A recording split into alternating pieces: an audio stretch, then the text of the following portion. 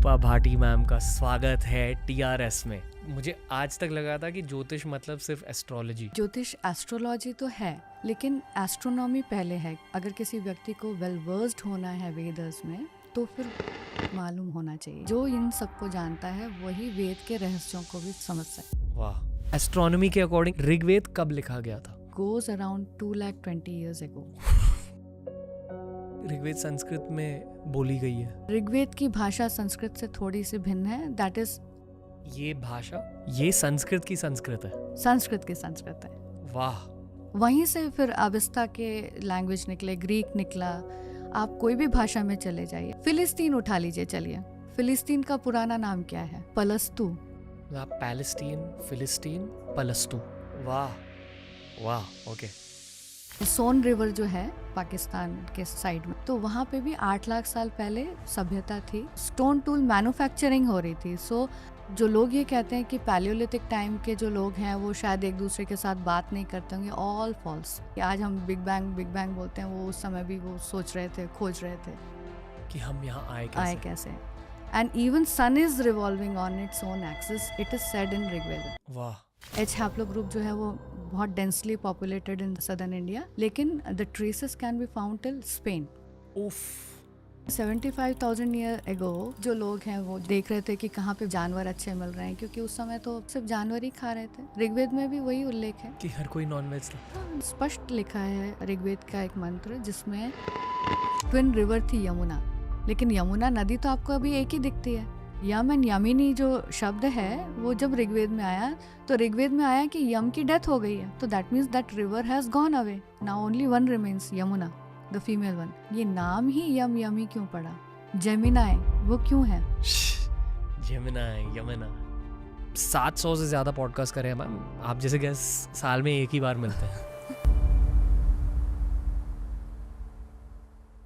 दोस्तों, ये one of the podcast of the year है, क्योंकि इतने सारे पॉडकास्ट अपलोड हो चुके हैं भारतीय कल्चर को लेकर, सनातन धर्म को लेकर, पर किसी ने भी ऋग्वेद की बातें ज़्यादा नहीं करी है।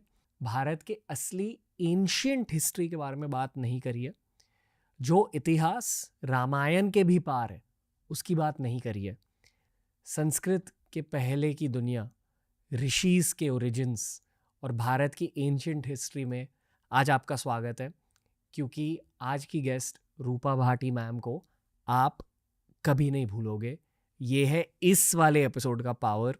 अगर आप में से किसी ने भी हमारे नीलेश ओक के एपिसोड देखे हुए हैं, ट्रस्ट मी, ये वाला एपिसोड बिल्कुल उसी कैटेगरी में फिट हो जाता है और आपको बहुत मज़ा आएगा, बहुत कुछ सीखने को मिलेगा आज के स्पेशल से। It's Rupa Bhati ma'am on TRS।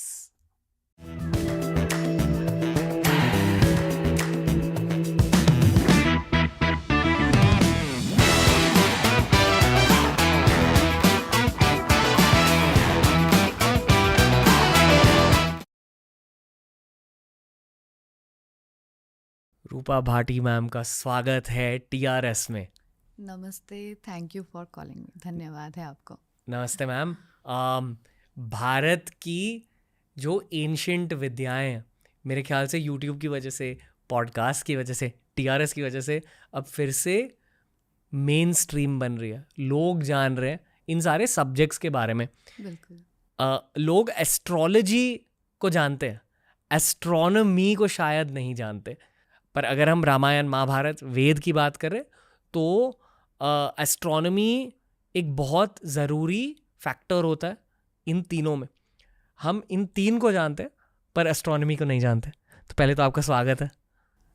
धन्यवाद आपको बहुत फिर से आपके इस ब्यूटीफुल पॉडकास्ट में मुझे बुलाने के लिए। आपने प्रश्न बिल्कुल सही किया और उत्तर भी उसी में ही है। लेकिन जो जैसे आपने वेद कहा, तो वेद का अर्थ ही ये हुआ कि वेद के साथ वेदांग जुड़े हुए हैं। और वेदांग में एक सबसे जो इम्पोर्टेंट एस्पेक्ट है वो है वेदांग ज्योतिष। 6 अंग होते हैं, यानी कि वेद के 6 अंग होते हैं। तो उन 6 अंगों में एक जो है वो बहुत ही प्राइम है, वो है वेदांग ज्योतिष। So Vedanga Jyotisha is nothing but astronomy. Okay. So if one has to, मतलब अगर किसी व्यक्ति को वेल वर्स्ड होना है वेदस में, तो फिर वेदांग मालूम होना चाहिए, यानी कि छह अंग जो वेद के हैं वो मालूम होने चाहिए, और उसमें सबसे प्राइमरीली जो है वो है वेदांग ज्योतिष। 6 अंग जानने चाहिए। हाँ अब तक सुना था कि 4 वेद होते हैं। हाँ, 4 वेद हैं, 6 अंग हैं, 10 हो गए, तो 14 महाविद्या मालूम होनी चाहिए किसी भी इंसान को, जो कि हिंदुइज़्म में बिलीव करते हैं, तो उनको ये 14 चीज़ें मालूम होनी चाहिए। उसमें 10 तो ये हो गए, 4 वेद, 6 वेदांग हो गए, और उसके बाद फिर ब्राह्मणा, आरण्यका हैं और उपनिषद हैं, और इस प्रकार से हमारे पास पूरी जो 14 महाविद्या हो जाती। विष्णु पुराण में आया है कि जो इन सबको जानता है वही वेद के रहस्यों को भी समझ सकता है। वाह, मुझे आज तक लगा था कि ज्योतिष मतलब सिर्फ एस्ट्रोलॉजी। नहीं, ज्योतिष एस्ट्रोलॉजी तो है, लेकिन एस्ट्रोनॉमी पहले है। क्योंकि वेदों में जो कहा गया है कि जिन रिचुअल्स को किन किन समयों पे करना है, तो उसके लिए हमें ग्रह नक्षत्रों के बारे में मालूम होना चाहिए। ऋतुओं का जो प्रजनन है, यानी कि ऋतु कब कब, कौन से ऋतु आते हैं, जो 6 ऋतु आते हैं, तो वो कब कब आते हैं, उनको किस प्रकार से जाना जाए कि पर्टिकुलरली इसी डेट से जो है वो वर्नल इक्विनॉक्स जिस दिन आया, यानी कि वसंत संपात आया, तो उस दिन आधा जो वसंत है वो बीत चुका है, और आधा जो वसंत है वो अब आने वाला है। तो इस प्रकार से बहुत माइन्यूटली वो लोग, जो हमारे सेजेस थे, बहुत माइन्यूटली ऑब्जर्व कर रहे थे पूरे आकाश के मंडल को, और उसमें से वो बहुत सारी चीज़ें कर रहे थे। तो एस्ट्रोलॉजी भी उसका पार्ट हुई। जैसे आपने कहा कि एस्ट्रोलॉजी बहुत ज़्यादा फेमस है, एस्ट्रोनॉमी उतना लोग जानते नहीं कि हमारे इसमें विद्या किस प्रकार से थी। मतलब एस्ट्रोलॉजी एस्ट्रोनॉमी से निकल के आई। ओके जी, वो भी क्यों निकल के आई, बड़ा इंटरेस्टिंग फैक्टर मैं आपको बताती हूँ। कि जैसे कि कहा कि अगर आप, शायद आपको मालूम हो कि आपका जन्म नक्षत्र क्या है। जैसे मेरा अश्विनी नक्षत्र में मैं पैदा हुई हूँ, तो अश्विनी नक्षत्र का जो ट्रेट है वो पूरे 26,000 साल में कम से कम एक बार ही वो वसंत संपात के थ्रू गुजरेगी। लेकिन उसी पर्टिकुलर टाइम पे वसंत संपात के समय में मेरा जो नेचर है वो कैसा है, और यही अगर समर सोल्स्टिस में हो रहा होता अश्विनी नक्षत्र, तो उस दिन कैसा होता, और इस प्रकार से कैसे कैसे मेरा बिहेवियर रहेगा अश्विनी नक्षत्र होने की वजह से। तो ये चीज़ तो सिर्फ एक साइकिल में नहीं समझ में आ सकती।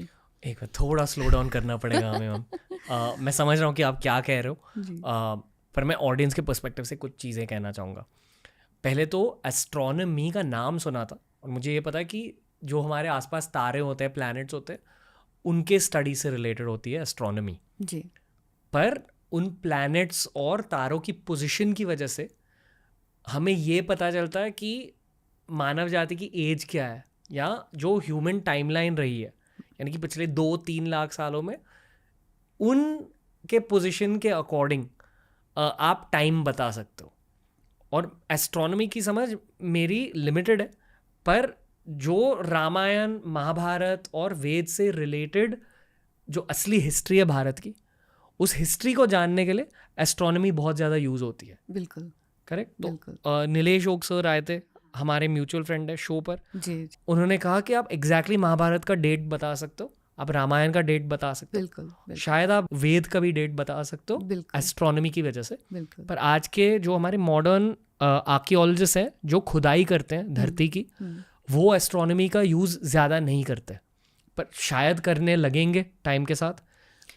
वो इसलिए नहीं कर पाएंगे क्योंकि वो हमारी जो वेदों में हुआ या फिर पुराणों में हुआ, इतिहासों में हुआ, जो कई स्टोरीज़ आती हैं उसको उसके साथ में कनेक्ट नहीं कर पाते हैं।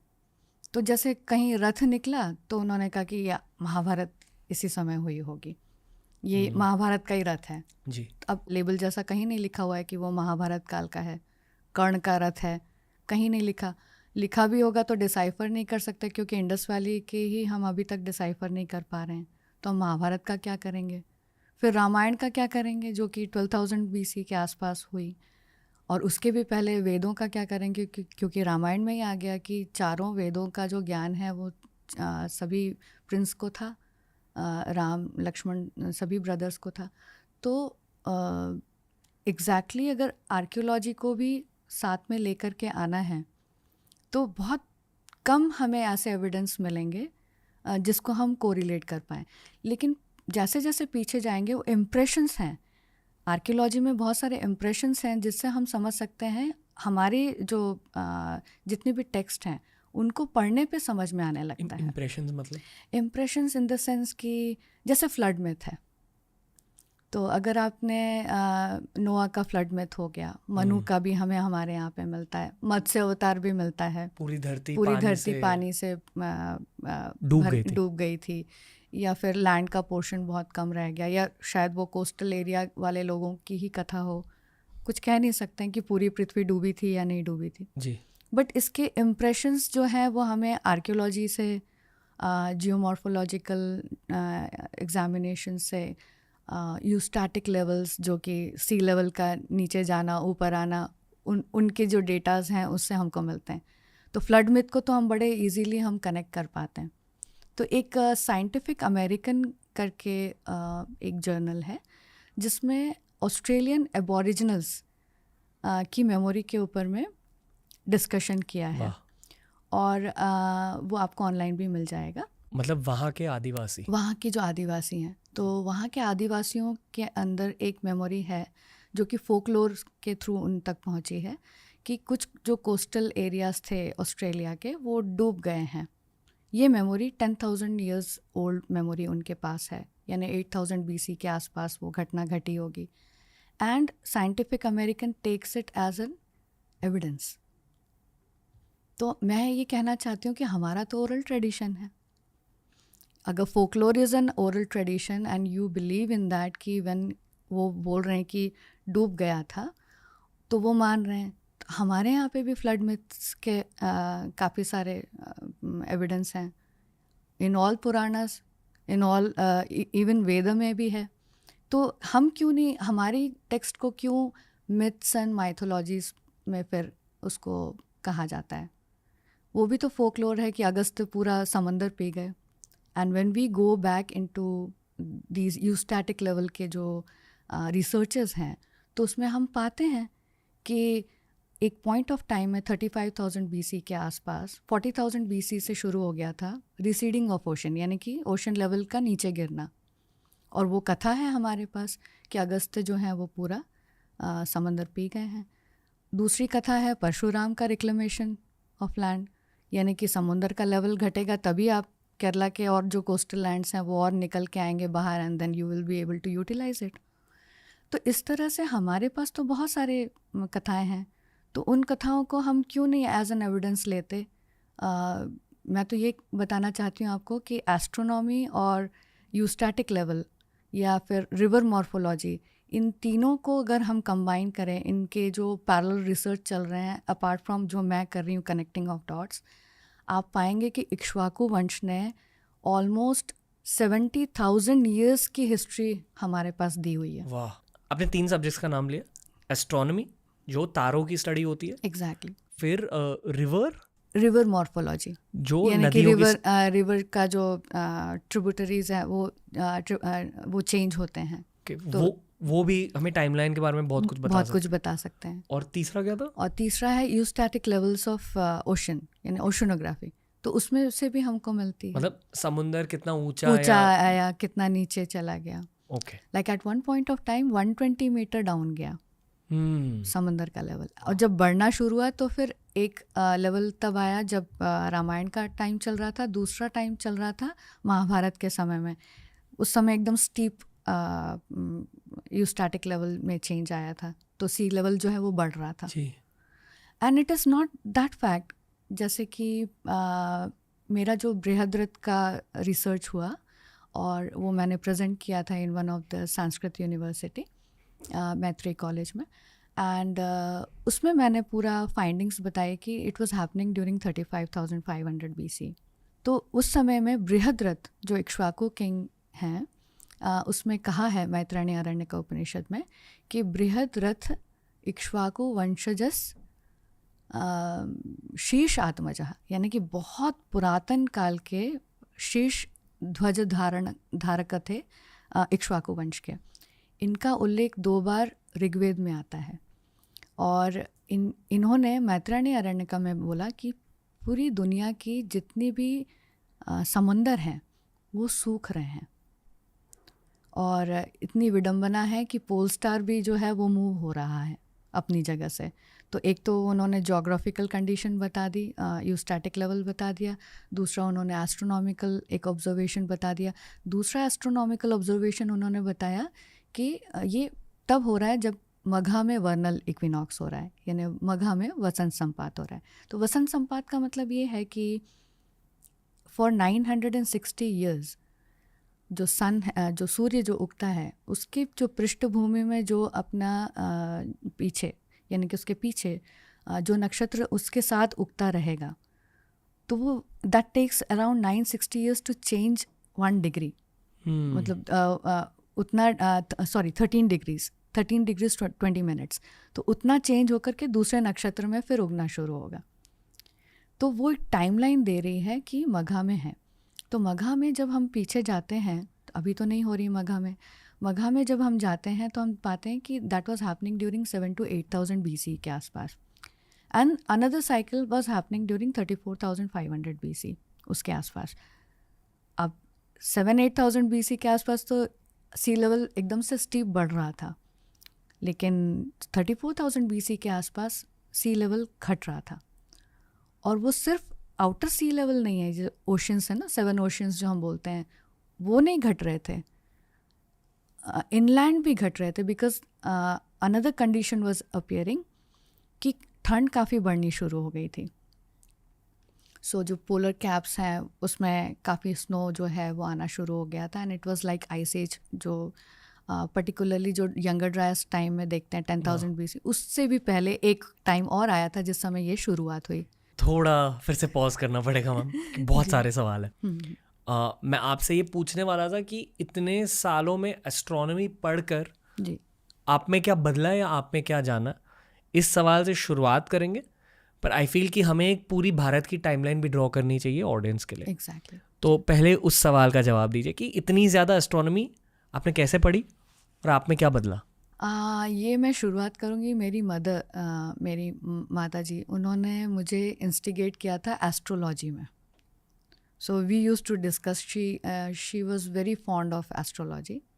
तो हम घर में ग्रह नक्षत्र और अभी ऐसा चल रहा है, मेरी महादशा ये चल रही है, ये सारी बातों से शुरुआत हुई जी।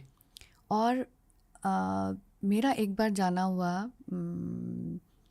औरविंदो आश्रम, औरवेले जाना हुआ, और वहाँ पे मेरा हाथ पड़ा सीक्रेट ऑफ वेदास के ऊपर।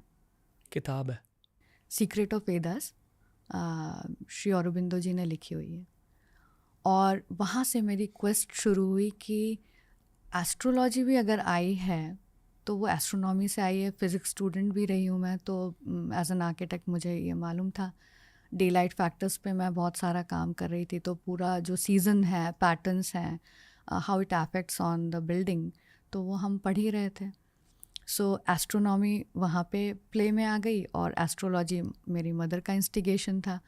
दोनों मिला कर के ये हुआ कि एंड फैमिली में रहा ही है कि all are very much educationist, तो मुझे पढ़ने का बहुत शौक़ था, और ख़ासकर ऋग्वेद के ऊपर जितनी भी चीज़ें मिल जाए मैं उस समय पढ़ा करती थी। फाइनली आई फाउंड कि औरबिंदो जी ने लिखा कि दयानंद सरस्वती जी ने जो काम किया है ऋग्वेद के भाष्य के ऊपर, वो बहुत साइंटिफिक है, एंड साइंस से रिलेटेड जब तक ना हो चीज़ तो मैं उसमें बहुत ज़्यादा डेल्व नहीं करती थी। एस्ट्रोलॉजी भी मुझे at a point of time लगता था कि this is something like very common thing, 99% people will be having similar kind of life, जिस प्रकार से ग्रह और नक्षत्र जो है मूव करते हैं, but only 1% people have a difference. तो वहाँ से जो है वो शुरुआत हुई, and almost like 30 years astrology, and I'm very good astrologer also, and almost like 20-25 years in Rigvedic studies, and finding out that the whole text Rigveda is Aitihya, which is said by Sayanacharya and the other grammarians कि ये इतिहास है, it's not कि इसमें कुछ भी चीज़ नहीं है करके. And I found after so many studies, आप मुझे कोई भी उसमें से निकलवा के बता दीजिए, I can trace you back to the time of that timeline. मैं बहुत आसानी से मैं आपको वहाँ पे लेके जा सकती हूँ एंड बता सकती हूँ. पूरा ऋग्वेद एस्ट्रोनॉमी बुक है. The whole book is astronomy book but in a different chandas which is not a classical Sanskrit. And आप वहाँ पे सारे जितने भी हमारे नक्षत्र हैं उनके जो डेटीज़ हैं, अहिर्बुध्य हो गए, वरुण हो गए, आदित्य हैं, इंद्र हैं, भग हैं, त्वष्ट्री हैं, सवित्र हैं, ये जितने भी अभी जो नए नक्षत्रों के नाम हैं इनके ये डेटीज़ हैं, यानी पुराने नक्षत्रों के नाम हैं. मतलब ये यानी कि अगर अश्विनी नक्षत्र हैं तो उनके जो डेटी हैं वो पुराने. आपको पहले ये समझाना होगा कि नक्षत्र क्या है. ओके. पूरा आकाश में अगर सपोज करिए कि आपने अर्थ को एक बॉल जैसा लिया है, तो कॉर्क बॉल समझ लीजिए, क्रिकेट बॉल. तो एक फुटबॉल के अंदर में क्रिकेट बॉल है. So that football is nothing but the celestial globe. और उसमें बहुत सारे सितारे जो हैं वो रोज़ उगते हैं और डूबते हैं. वो हमें ऐसे दिखाई देते हैं पृथ्वी से. जो वो उगते और डूबते हैं उनको नक्षत्रों में हमने डिवाइड किया था. यानी कि हमने 28 नक्षत्र सिस्टम बनाया. 14 जो है वो देव भाग के नक्षत्र हैं, यानी कि जो सुबह से शाम तक दिखाई देते हैं, और जो शाम से सुबह तक जो दिखाई देते हैं वो असुर भाग के नक्षत्र हैं. आसमान का नक्शा है. आसमान का जो नक्शा है वही है, वो नक्षत्रों में डिवाइड कर दिया गया. यानी एक फुटबॉल को आपने 28 पार्ट में डिवाइड कर दिया. मतलब अगर मैं यहाँ खड़ा हूँ खुले आसमान के नीचे और मेरे ऊपर हर जगह तारे हैं तो उनका डिवीजन है जी. उनका आर्क आप बना दीजिए. डिविजन्स हैं, वो हर डिवीजन जो है 13 डिग्री 20 मिनट का, उसमें एक नक्षत्र का एक योग तारा आपको मिल जाएगा. ओके. हमारी आसमान की मैप है. और जैसे जैसे वक्त आगे बढ़ता जाता है उसी हिसाब से आसमान में जो तारे हैं उनकी पोजीशंस भी बदलती रहती है. ओके. बदलती रहती है. पर ये बदलाव 960 ईयर्स में डिफरेंस देखने को मिलता है. मतलब 1000 ईयर जैसे ही पास होगा तो आपको समझ में आएगा कि ये जो नक्षत्र है अब चेंज हो गया है. अब वो सूर्य के साथ नहीं उग रहा है. ओके. वर्नल इक्विनॉक्स के दिन. एट द सेम टाइम हर दिन का तो होता रहेगा, वो चेंजेस होते रहेंगे. वो सीजन के अकॉर्डिंग रहेंगे. पर आप कह रहे हो कि एक साल को स्टडी करने के बाद जब वो तारा अपनी ओरिजिनल पोजीशन में पहुंच जाता है, अगर हमने फास्ट फॉरवर्ड किया 960 ईयर्स में वो एक तारा जो है वो आगे बढ़ जाएगा और सूर्य के पीछे दूसरा तारा दिखना शुरू हो जाएगा. एंड दिस होल, यानी कि वही नक्षत्र अगर आपको फिर से सूर्य के पीछे देखना है तो 26,000 ईयर्स. Okay, got it. मतलब 960 ईयर्स की भी एक साइकिल होती है. हाँ, 960 ईयर्स इनटू आपके जितने भी नक्षत्र हैं. वाह. और ये हमारे लिए ज़रूरी है क्योंकि महाभारत की जो टाइमिंग है, रामायण की टाइमिंग है, वेदों की टाइमिंग है, उन सारों के बारे में हमें पता चल सकता है. exactly. यानी कि आज के जो हिस्ट्री के स्टडीज़ है जी. जो कहते हैं ना कि यूरोप, अमेरिका इसे माइथोलॉजी कहते हैं, पर हमारे लोग इसे इतिहास कहते हैं. तो अगर इतिहास को ज़्यादा गहराई से जानना है तो एस्ट्रोनॉमी को पहले जानना है. ओके, करेक्ट उसे. बिल्कुल. और क्या यही आपका एक ड्राइविंग फोर्स रहा है इस फील्ड में? Yes, of course. क्योंकि मैं बहुत साइंटिफिक इन नेचर थी. मेरा दिमाग बिल्कुल साइंटिफिक था, तो मैं किसी भी चीज़ को लिटरली नहीं लेना चाहती थी. अगस्त्य ने अगर समुंदर पी लिया तो कैसे पी सकते हैं जी. तो सोचने वाला विषय हो गया. अक्सर जितने भी सनातनी होते हैं महाभारत को जानते हैं, रामायण को जानते हैं. हर कोई विष्णु पुराण के बारे में नहीं जानता. हर कोई वेदों के बारे में तो बिल्कुल नहीं जानता. आपने ऋग्वेद की बातें करी जी. रामायण के टाइम पर भी राम जी, लक्ष्मण भगवान खुद वेदों की पढ़ाई करते थे. मतलब वेद बहुत ज़्यादा प्राचीन है. बिल्कुल. शायद हमारे देश के सबसे प्राचीन किताब वेद ही है. बिल्कुल. और उनमें से सबसे प्राचीन ऋग्वेद है. बिल्कुल. अभी एस्ट्रोनॉमी के अकॉर्डिंग इसकी टाइमिंग क्या है? अगर हम भारत की टाइमलाइन को मैप करें, ऋग्वेद कब लिखा गया था?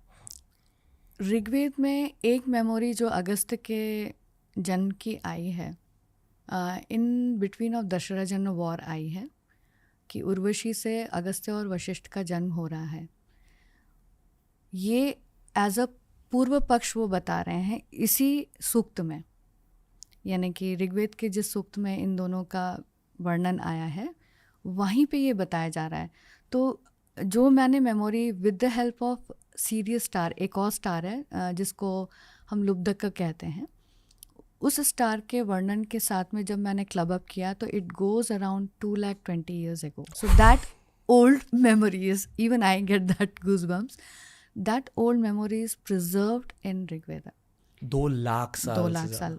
बट सिंस मेरा दिमाग साइंटिफिक है तो मैंने उसको खुद ही को कंज्यूम करने के लिए, यानी कि इस इंफॉर्मेशन को कंज्यूम करने के लिए मैंने दूसरी स्टडीज़ की, और मैंने एक भी ब्राह्मणा नहीं छोड़ा, मैंने एक भी उपनिषद नहीं छोड़ा।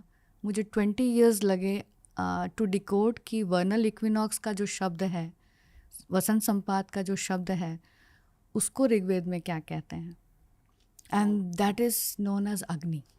बट ये क्या होता है vernal equinox? Vernal equinox is a day that comes on 21st March, 21st, Okay. 22nd March. Navroz जिस दिन मनाया जाता है, और विशु, बिहू, जितने भी न्यू ईयर जो है वो हमारे इंडिया में, वो सारे इसी नाम पे ही हैं। इस दिन जो डे है और नाइट है, यानी कि दिन और रात इक्वल होते हैं। Okay. So this is the only day on vernal equinox and then in autumnal equinox. ये 2 दिन होते हैं पूरे साल में जिस दिन जो डे लेंथ है और जो नाइट लेंथ है वो एकदम एग्जैक्ट सेम होती है, and the sun is rising and setting almost parallel at each latitude that day. यहाँ हम ज्योग्राफी में भी थोड़ा सा घुस रहे हैं। जी, बेसिक लॉजिक ये है हाँ, कि हमारी धरती सूरज के आसपास मंडराती है, बिल्कुल। और घूम रही है। मंडराते हुए अर्थ खुद की एक्सिस पर भी एक्सिस टिल्ट पे करती है। हाँ पैरेलल हो जाती है सन के एक्सिस के साथ में। जी। तो जब वो पैरेलल हो जाती है तो उस समय में हर एक जो लैटिट्यूड है that will experience this phenomena of day and night. Latitude के हिसाब से डे एंड नाइट थोड़ा सा बढ़ सकता है, कम हो सकता है, but on equator it will be 12 hours day and 12 hours night. ये So Lanka was very important that way. Not this Lanka, but the Lanka which is mentioned in all the सूर्य सिद्धांत हो गए, आर्यभट्टीय हो गए, तो उसमें जो लंका का वर्णन है that is on the equator, वाह, एग्जैक्टली ऑन द इक्वेटर। मतलब अगर हम 2024 में पृथ्वी का नक्शा देखें तो जहाँ श्रीलंका देश है वो रावण वाली लंका शायद नहीं है। नहीं है, शायद नहीं है। ओके, रावण वाली लंका शायद धरती के बीच में थी। बिल्कुल बीच में थी और इक्वेटर पे थी, और उसको सूर्य सिद्धांत में राक्षसालय कहा गया, उसको लंका भी नहीं कह रहे हैं। तो लंका शब्द आया है सूर्य सिद्धांत में, लेकिन राक्षसालय का मतलब हुआ राक्षसों का आलय, यानी राक्षस जहाँ पे रहते हैं। Alaya means there has to be a land. Okay, so we can not like, Sanskrit में क्या होता है कि each and every word is given with a specific nature of that thing. यानी अगर राक्षसालय कहा है तो वो आलय है, that means somebody has to live on that island and राक्षसस were living on that island. तो लंका भी कह सकते थे because Lanka is a mythical thing. Varghese ने भी कहा, विट्ज़ल कहते हैं, या जितने भी लोग हैं वो कहते हैं कि हाइपोथेटिकल चीज़ थी जिसको वहाँ पे मान लिया गया था कि एक कोई पॉइंट है, और वहाँ से जो इक्विडिस्टेंट पर यमकोटि होगा, इक्विडिस्टेंस पर रोमक का होगा, यानी कि रोमन्स का होगा। इस तरह से उन्होंने वो एक धारणा बना ली कि, and some of the researchers से कि जो इडियोसी है चल रही है कि ये सब तो बेकार बातें हैं, these were just the points, मतलब वो वहाँ पे अभी समुंदर है, कुछ है ही नहीं, तो कभी था भी नहीं।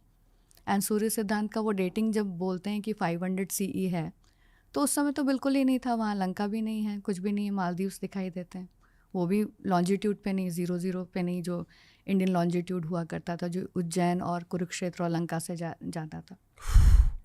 ओके, एक और ज्योग्राफिकल कॉन्टेक्स्ट ये है कि जिस नक्शे को हम जानते हैं, जो धरती का आज का नक्शा है, वो हमेशा ऐसा नहीं दिखा नहीं था, क्योंकि ओशन के लेवल्स, समुद्र के लेवल्स ऊपर ऊपर और नीचे होते नीचे हो रहे थे।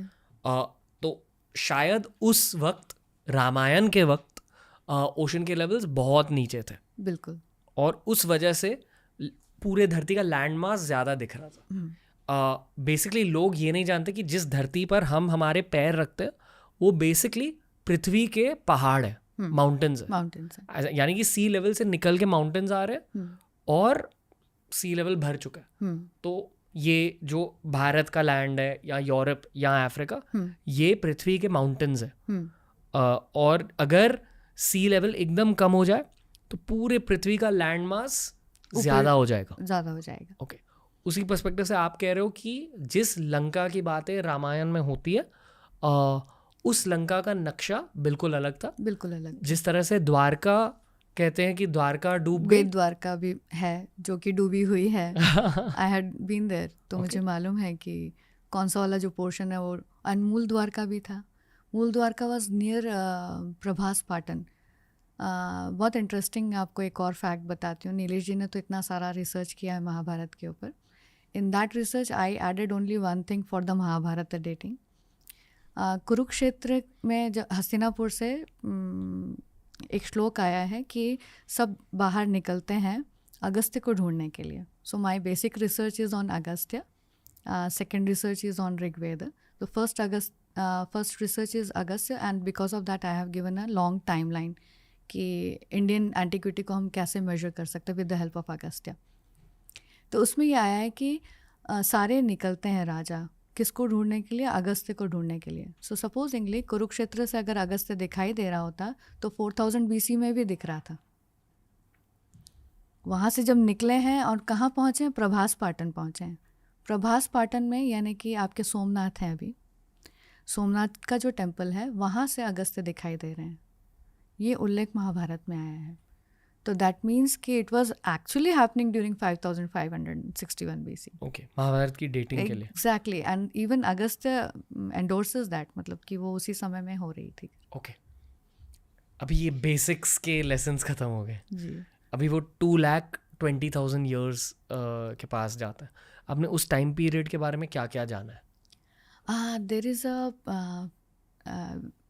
very unique timeline which has been created by Pratyam on my very complicated timeline जो मेरा 2,20,000 ईयर का था।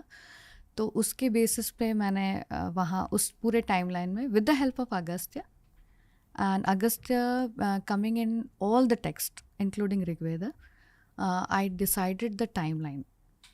That is a referential point actually कि कहाँ कब ये हुआ होगा।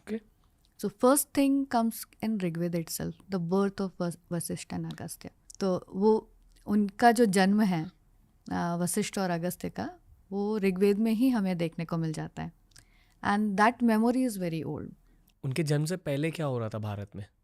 Since this is the oldest memory they are carrying, उसके पहले क्या हो रहा था ये तो मैं उतना अच्छे से नहीं बता पाऊँगी, लेकिन ये जो एक मेमोरी है ये सबसे ओल्डेस्ट है उसमें।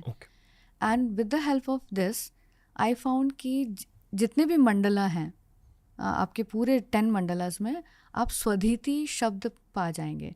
यानी कि स्वधीति का मतलब है कि जो एक्स है, यानी कि जो फरसा बोलते हैं, वो आपने हाथ में धारण किया हुआ है। स्वधीति मतलब हाथ से पकड़ा हुआ। It can not be else than stone axe ना, जो स्टोन एज के लोग जो हैंड एक्स, आज भी उसको हैंड एक्स ही कहा जाता है, उसको संस्कृत में स्वधीति कहते हैं। तो वो चीज़ जो है वो 10 मंडल में यूज़ हो रही है। एंड 10 मंडल में यानी कि Rigveda is made of 10 मंडलास, 1 2 3 4 till 10। तो हर एक मंडला का एक डिफरेंट कैरेक्टरिस्टिक है। Like for example 6th mandala अगर आप ले लें तो there you will find that there has a Shatahima effect. That means कि अगर ह्यूमन बीइंग 100 years जीता है और वो भी कोल्ड सीजन जी लेता है, तो that means he is Suvira, यानी he is the bravest, so a brave heart kind of a man. वैसे ही हम एक आशीर्वचन कहते हैं कि जीवेम शरदः शतम। आपने कई बार सुना होगा कि आशीर्वाद देते समय ये कहा जाता है जीवेत शरदः शतम, जीवेम शरदः शतम, यानी मैं भी 100 साल जीऊँ, आप भी 100 साल जिएँ, तो शरद कहा जाता है। तो this is the time when Holocene was happening, कि इतना ज़्यादा पानी गिरता था कि वो पानी को अगर आपने सर्वाइव कर लिया, that means you are a great brave heart human being, बहुत ही ज़बरदस्त इंसान है, यानी कि हष्ट पुष्ट इंसान है। शायद यहाँ आपको अर्थ की हिस्ट्री और हाँ, भारतीय अब मैं सनातनी कनेक्ट हिस्ट्री को कनेक्ट करना होगा करती हूँ ताकि लोग ज़्यादा समझे। जी। मैं इस कॉन्वर्सेशन को समझ रहा हूँ हमारे नीलेश ओक सर की कॉन्वर्सेशन की वजह से जी, पर बहुत सारे लोग पहली बार इन चीज़ों के बारे में सुन रहे हैं। जी जी। तो हम टाइमलाइन पुल अप करते हैं हाँ, और फिर आप स्टेप बाय स्टेप समझाइए कि पृथ्वी पर क्या हो रहा था और भारत में क्या हो रहा था। ओके, पृथ्वी एंड भारत हर जगह सेम ही चीज़ हो रही थी जी। बट इंटरेस्टिंग थिंग ये है कि पृथ्वी पे जितने लोग जहाँ जहाँ पे भी थे वो जो मेमोरीज कैरी कर रहे थे, तो इंडियंस ने उसको बहुत प्रॉपरली कैरी किया, यानी इंडियन पेनिनसुला में आई शुड से कि नॉर्थ वेस्ट फ्रंटियर तक जहाँ तक हम अपने आप को महफूज रख सकें, हम अपने आप को आइसोलेटेड रख सके, तो हमने मेमोरीज भी बहुत आइसोलेटेड रखी, यानी कि सुवास्तु तक लिमिटेड रखी। उसके आगे हमने रसा शब्द भी आया तो वो भी हम जानते थे, यानी ओवरऑल हम ज्योग्राफी जानते थे पूरे वर्ल्ड की, जो कि रामायण में भी आया ना। आपने जो नीलेश ओक जी के साथ में जो डिस्कशन किया तो आपने सारा पाया कि बहुत सारे ज्योग्राफिकल पॉइंट्स थे जो सुग्रीवा को मालूम थे। तो सुग्रीवा को ऑन द स्पॉट तो नहीं मालूम पड़े थे, क्योंकि वो भी उनको उनके प्रीडिसीसर्स दे रहे थे और वो नॉलेज उन तक था, वो मालूम था। तो इंडिया में जो हो रहा था वो पूरे वर्ल्ड में भी स्वानियन कल्चर जो है, एशुलियन कल्चर जो है, यानी हैंड एक्स का जो मैं बता रही हूँ, स्वधिति कल्चर जो है वो पूरे वर्ल्ड में था। फॉर 8 लाख ईयर्स एगो भी हमें वो स्टोन टूल्स मिल जाते हैं, माइक्रोलिथ्स भी मिल जाते हैं और मैक्रो वाले भी मिल जाते हैं। वो क्या होता है? आपको स्टोन टूल्स के बारे में समझना पड़ेगा। They are different cultures of stone tools and categorise, they are, मतलब वो एक कैटेगरी बनाई गई। तो एशुलियन वाला जो है वो 140 ईयर के एगो के जो कल्चर रहा उसको हम अशुलियन कहते हैं। सेम इंडिया में चल रहा था सोनियन, यानी सोन रिवर जो है अब पाकिस्तान के साइड में है, सुवास्तु यानी कि स्वात वैली के पास में, रिवात के पास में, वहाँ की मैं बात कर रही हूँ। तो वहाँ पे भी 8 लाख साल पहले सभ्यता थी, लोग थे और काम कर रहे थे। यानी कि कैसा काम कर रहे थे? स्टोन टूल्स बना रहे थे। सपोजिंगली मैं और आप बैठ करके कुछ जो बात कर रहे हैं और बात करते करते हम कोई एक चीज़ मैन्युफैक्चर करते हैं, तो मैं उसके बारे में आपको बताऊंगी, आप मुझे उसके बारे में बताएंगे, then we will manufacture it. Group बन करके कोई चीज़ का मैन्युफैक्चरिंग होता है ना। सो स्टोन टूल मैन्युफैक्चरिंग हो रही थी। सो जो लोग ये कहते हैं कि पैलियोलिथिक टाइम के जो लोग हैं वो शायद एक दूसरे के साथ बात नहीं करते होंगे, ऑल फॉल्स। पर ये 8 लाख साल का नंबर कैसे पता चला? ये 8 लाख साल का नंबर, जो लेयर्स हैं, जो डर्ट आर्कियोलॉजी, जो उसमें से फिर वो लेयर्स में से वो लोगों ने कैटेगराइज किया हुआ है कि ये 8 लाख साल पुराना है, ये 7 लाख साल पुराना है, ऐसे करके अपर क्रस्ट तक वो आते जाते हैं। खुदाई कर करके उनको पता चलता है कि कहाँ पे क्या चल रहा था।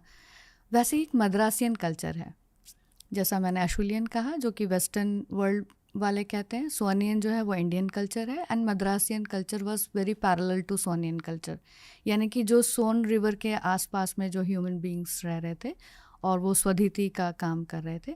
सिमिलर वे में मद्रास में भी, मद्रास के आसपास का जो मद्रासियन कल्चर है वहाँ पे भी ये काम हो रहा था, एंड एग्जैक्टली यही एज में हो रहा था।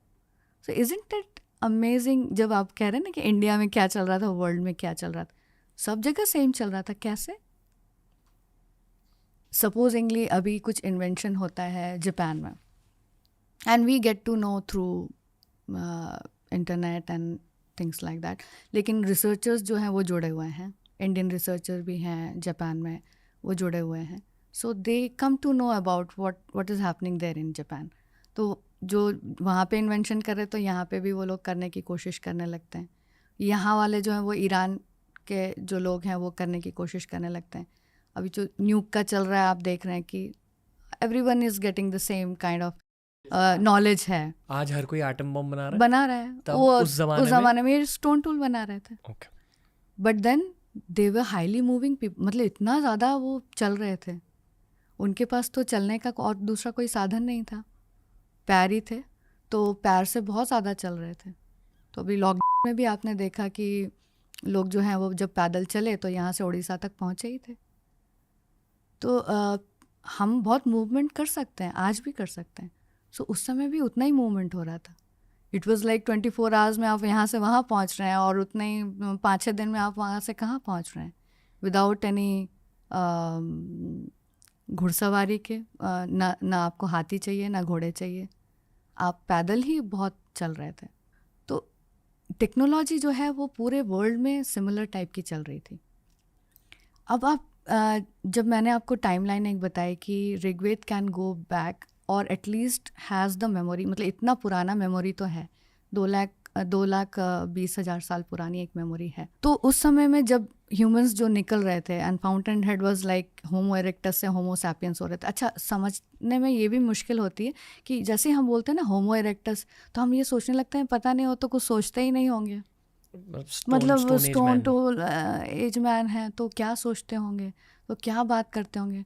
But language is the first thing, वो होनी ही चाहिए। एंड फाइनेस्ट लैंग्वेज जो है वो रिसर्चर्स कहते हैं 4 लाख ईयर एगो आ चुकी थी। Finest language of the groups, different groups जो अपने अपने में हैं और वो अपने आपस में बहुत अच्छे से बात कर रहे हैं ना। Imagine these 2 groups living so far away and interacting with each other, तो वो किस तरह से इंटरैक्ट करेंगे।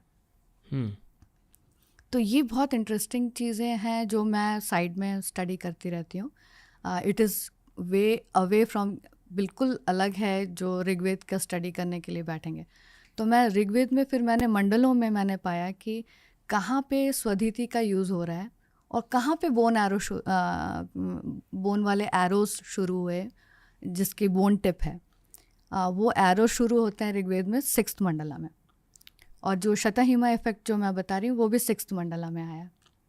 तो 6th मंडला में सुदास का दशराजन वॉर 6th 7th मंडला में इसमें आना शुरू हो गया। फिर से पॉज करते थोड़ा अब पॉज करते हैं। ऋग्वेद को लिखा किसने? अगर इस प्रश्न का उत्तर पाना चाहेंगे तो इंसानों ने ही किया है, यानी उस समय के जो दृष्टा थे, जो मंत्र दृष्टा, इसलिए उसमें बड़ा स्पेसिफिक है ना, रूल है उसमें कि ये इस छंद में लिखा हुआ है, इसका मंत्र दृष्टा ये है, इसका मंत्र का देवता ये है जी, यानी किसको हम प्रेस कर रहे हैं। तो you will find very interesting thing in Rigveda कि जिसमें वो जो देवता बनते हैं वो कभी कभी दृष्टा होते हैं, कभी खुद ही देवता भी बन जाते हैं। लाइक फॉर एग्जाम्पल, एक किंग अशमाती हुए। Ashmati is an Ikshvaku king, mentioned in Rigveda कि वो इक्ष्वाकु किंग है करके। इक्ष्वाकु क्या है? Ikshvaku is a genealogy of a Manu के जो बच्चे थे उनमें से एक इक्ष्वाकु थे, दूसरे नृग थे, इस तरह से उनके 7-8 सिबलिंग्स थे जी। तो उनमें से सबसे जो प्राइम थे वो इक्ष्वाकु थे। सो this Ikshvaku vansh which is the Raghuvamsham which is the lineage of Rama, ये इक्ष्वाकु वंश है। Okay. So he is mentioned in Rigveda, he comes in 10th mandala and he says that he is a deity, यानी कि उस मंत्र के वो खुद डेटी हैं, यानी कि खुद देवता हैं, अवतार की तरह थे।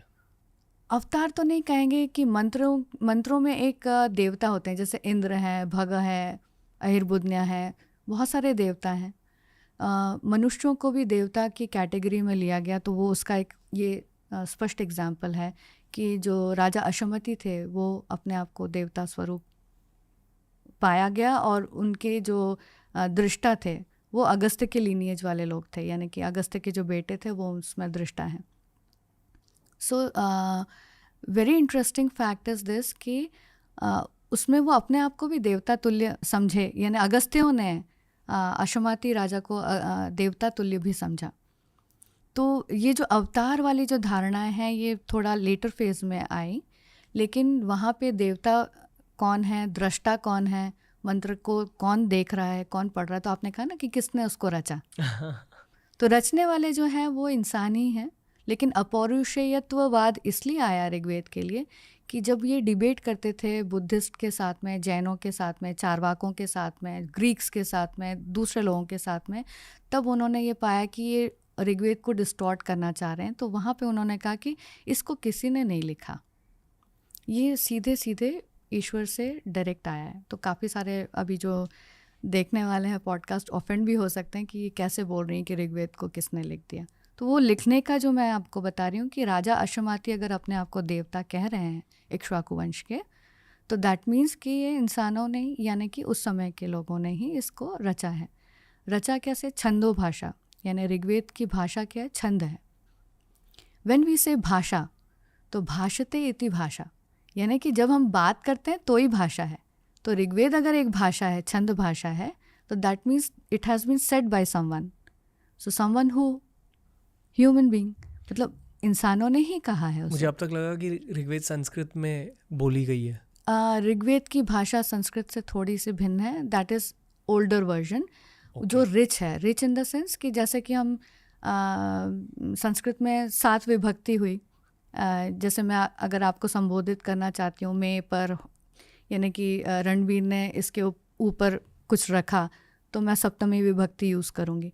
लेकिन वहाँ पे विभक्तियाँ और ज़्यादा हैं, like Russian language. When you go into the Russian words you will find कि जो डेक्लिनेशन है वो 17-18 भी गए हैं। यानी 7 विभक्ति के बाद 8वीं 9वीं 10वीं 11वीं 12वीं, how much time you can relate with the human performances, यानी कि आप जो परफॉर्म कर रहे हैं उसमें आप किस तरह से रिलेट कर रहे हो, उस हिसाब से वर्ड का जो टोपोग्राफी है वो चेंज हो जाएगी। Complicated language. रणवीरस्य यानी रणवीर का पॉडकास्ट, रणवीरस्य पॉडकास्ट। तो जो अस्य जो लगा, जो आगे का जो एक सफिक्स जो लग गया, तो उससे वो वर्ड का मीनिंग निर्धारित हो गया कि उसमें का लगा हुआ है, हिंदी का जो का है वो लगा हुआ है। आप कह रहे हो कि ये भाषा जिसका नाम था छंदो भाषा, छंदो भाषा, ये संस्कृत की संस्कृत है। संस्कृत की संस्कृत है जी। जो संस्कृत हिंदी के लिए आज, हाँ, वो उसके लिए है। वाह। And that was a very ancient language. वहीं से फिर अविस्ता के लैंग्वेज निकले, ग्रीक निकला, ब्रिटेन के वेल्श का जो है, आयरिश है। आप कोई भी भाषा में चले जाइए, आप पूरी दुनिया में चले जाइए ना, आपको वोल्गा जो शब्द है, उलगयति, आपको आप कोई भी शब्द उठा लीजिए, इंग्लिश का ही शब्द उठा लीजिए, अगस्तस, तो अगस्टस जो है वो अगस्त्य से ही आया हुआ शब्द है। फिलिस्तीन उठा लीजिए, चलिए, फिलिस्तीन का पुराना नाम क्या है? Nobody must be knowing, Palastu. Palestine, फिलिस्तीन, फिलिस्तीन, Palastu. Palastu, the original word is Palastu. अभी भी आप विकिपीडिया में जाएंगे एंड फिलिस्तिया करेंगे तो इट विल, पलस्तु करेंगे तो it will take you to the Philistia. Basically अगर भाषा पर हमने रिसर्च करा तो हम इंसानों की कहानी पर भी रिसर्च कर रहे हैं ऑटोमेटिकली। एग्जैक्टली। तो आप कह रहे हो जिस तरह से संस्कृत से हिंदी निकल के आई है, उसी तरह संस्कृत से संस्कृत भी निकली है। यानी कि ओरिजिनली जो बहुत पुरानी संस्कृत है उसमें से बहुत सारी भाषाएं निकली है, अकेले संस्कृत नहीं निकली। और उससे भी ऊपर कोर लैंग्वेज ये छंद भाषा है, छंदो भाषा थी। एक अवस्था के स्कॉलर आए थे शो पर जी। अवस्था बेसिकली पारसीज की लैंग्वेज हाँ, है, जो आज के जोरास्ट्रियंस है, इरानियंस है, जी, उनके मंत्र अवस्था में लिखे गए हैं। बिल्कुल। पर आप कह रहे हो कि अवस्था और संस्कृत अगर 2 बहनें हैं तो उस बहन के पेरेंट पहले ऋग्वेद के जो छंद हैं, छंद भाषा, छंदो भाषा। वाह वाह, ओके ओके। ये बहुत हैवी कंटेंट ओरिएंटेड एपिसोड है मैम, बट जिस पर्सपेक्टिव से आप बात कर रहे हो, बहुत कम इंसान मिले मुझे शो के थ्रू जो इस डीप पर्सपेक्टिव के थ्रू बात कर सकते। आपने 30 साल दे दिए ऑलमोस्ट इस सब्जेक्ट को। yes. तो हम सब कुछ कवर नहीं कर सकते एक एपिसोड में मैम, मल्टीपल एपिसोड्स करेंगे। पर आज बेसिकली मैम TRS पर ये आपकी इंट्रोडक्शन है, so thank you for giving us your time today. Thank you for bringing me here. आज के एपिसोड की लास्ट सेगमेंट में हम एक जनरल टाइमलाइन को स्टडी करेंगे। आपने कुछ पुल अप किया है स्क्रीन पर। Yes, so this is very like now is becoming famous, the timeline which I have shown it here. एक तो राजा आरक्ष आ गए, हु वाज द, मतलब वो ऋक्ष के बेटे थे, and he comes in the Rigveda itself. और ये जो है, इसके ऊपर मैंने एक पेपर लिखा हुआ है, दैट आप academia.edu में जा सकते हैं, वहाँ पे आप पढ़ सकते हैं। That dates around like 50 to 55,000 BC, This is that old memory. The second is the King Brihadrata, which we already हम लोगों ने बात करी 34,500 BC की टाइमलाइन में है. जी. And then comes the King Devodasa and Sudasa. वो किंग बृहद्रथ के भी बाद में आए हैं. पर इन राजाओं के बारे में क्या लिखा गया है ऋग्वेद में? ऋग्वेद में बहुत इंटरेस्टिंग बातें हैं, जैसे कि किंग शतपथ ब्राह्मण में आया कि सप्तऋषि जो हैं उनको पहले ऋक्ष कहा जाता था. ऋक्ष मतलब बेर यानी भालू. तो एक बेर कल्चर है पूरे नॉर्दर्न यूरोप में और यूरोपियन कंट्रीज़ में, इवन इन साइबेरिया. एक बेर कल्चर है जहाँ पे आज भी लोग बेर के जो यानी कि भालू के वेशभाषा जैसा वेश बना करके एंड जैसे कि हमारे सदर्न इंडिया में होता है, जो अभी एक मूवी आई थी जिसमें काफ़ी कांतारा, हाँ कांतारा जैसा, तो वैसा ही वो लोग भी वहाँ पे रिचुअल्स करते हैं. वो बेर कल्चर कहलाता है. तो बेर कल्चर का जो रेमनेंट है यानी कि अवशेष जो है वो हमें रामायण में जामवंत के रूप में भी देखने को मिलता है. यानी कि ये लोग भालू नहीं थे, वानर जो थे वो बंदर नहीं थे. एक ट्राइब जो अपने आप को किस प्रकार से दिखा सकती है, तो वो आवरण से और डिफरेंट टाइप के स्टाइल्स से वो एक दूसरे से अलग दिखाई देते थे. इवन द हेयर डूज ना, यानी कि दक्षिण का कपर्द का जो है वो वशिष्ठ लोगों का था. यानी कि दक्षिण के साइड में अपना ब्रीडिंग करेंगे तो they are Vasishthas. Yashodeep Deodhar sir नाम के एक रामायण के एक्सपर्ट आए थे, वो वाल्मीकि रामायण को स्टडी करते हैं. उन्होंने भी यही कहा कि अगर आप एक्चुअली वाल्मीकि रामायण के श्लोक पढ़ोगे तो वहाँ लिखाया गया है कि कैसे वानर से ना युद्ध के बाद अपनी पूंछ निकाल कर साइड में रख रहे थे. जी. मतलब कि वो उनके कॉस्ट्यूम्स थे, हाँ, रिप्रेजेंटेशन. जब आप, क्योंकि हमारे एज के लोग नॉर्मली जब वानर सेना को विजुलाइज कर रहे होते हैं तो एक्चुअली बंदर को विजुलाइज करते हैं. बिल्कुल. पर सच ये कि वो इंसान ही थे, बट मुखौटे भी लगाते थे.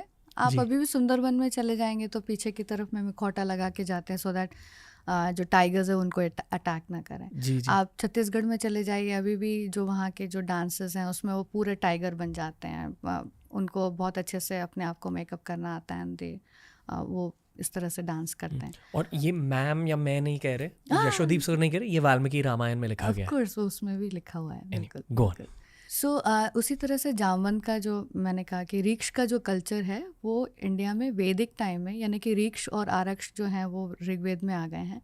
एंड ये जो बियर सेरेमोनियल है वो वैदिक लैंड से, यानी कि हिमालयन के जितने भी हमारे रिवर फ्रंट्स थे वहाँ पे जो वैदिक पीपल रहते थे, ऋग्वेदिक लोग जो रहते थे, वो वहाँ से निकल के जब बाहर जाना शुरू हुए, when the conditions were good during the cold spell, that is 40,000 BC, 50,000 BC, इस समय में वो बाहर निकलना शुरू हुए.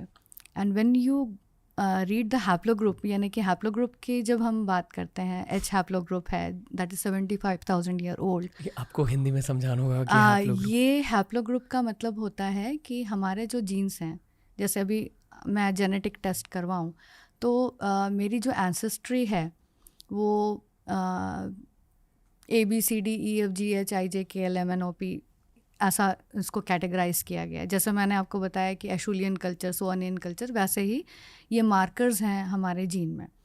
तो चेटिनाड्स जो लोग हैं उनमें 75,000 ईयर ओल्ड जेनेटिक मार्कर्स भी मिलते हैं. यानी इतने पुराने जो मार्कर्स हैं वो इंडिया में अभी भी अवेलेबल हैं. तो H हैप्लोग्रुप जो है वो बहुत densely populated in southern India, लेकिन the traces can be found till Spain. उफ.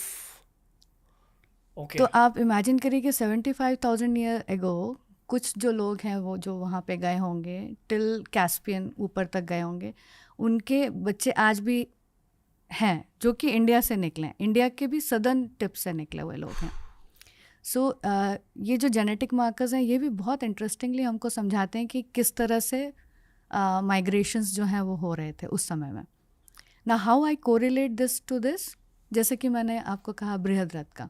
सो ही सीइंग के ऑल ओशंस, यानी वो एक ओशन की बात नहीं कर रहे हैं, वो सारे ओशंस की बात कर रहे हैं कि सारे जो ओशंस हैं दे आर ड्राइंग, यानी इनलैंड ओशन भी. तो मैं कई रिसर्च पेपर्स मैंने फाइंड आउट किए जिसमें कैस्पियन सी जो है वो सूख रहा है, रेड सी जो है वो सूख रहा है, नदियाँ सूख रही हैं because of to colder times, क्योंकि स्नो इतना ज़्यादा जमने लगा था तो ये सब रिसीडिंग हो रहे थे अंदर भी और बाहर भी, यानी कि अंदर यानी इनलैंड ओशंस जैसे कैस्पियन सी है। तो कैस्पियन सी का जो अभी साइज़ देख रहे हैं उससे वो रिड्यूस होकर बहुत कम रह गया था, यानी too much of a land portion was scene around. तो ये सारे जो ऑब्जर्वेशन है वो बृहद्रथ अगर कर रहे हैं 34,500 BC में, तो आप इमेजिन करिए कि उस समय ह्यूमन मूवमेंट्स कैसी थी।